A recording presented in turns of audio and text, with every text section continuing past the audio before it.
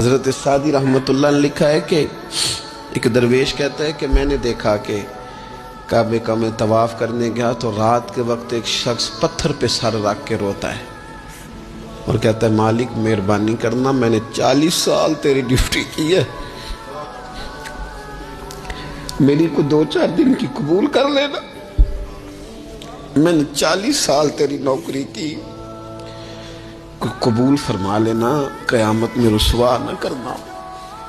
وہ شخص کہتے ہیں، بزرگ کہتے ہیں، میں سمجھا کو بڑا گناہگار ہے تو میں جا کے اسے تسلی دیتا ہوں، میں کہتا ہوں کوئی نہیں فکر نہ کر، اللہ بڑا کریم ہے، کوئی بڑا گناہگار ہے، رو رہا ہے۔ کہتے ہیں جب میں قریب گیا اور میرے قدموں کی آہٹ اس بزرگ کے کانوں تک گئی اور انہوں نے سر اٹھایا تو میں تو تڑپ گیا۔ یہ تو بغداد کے پیر غوث اعظم جیلانی ہے۔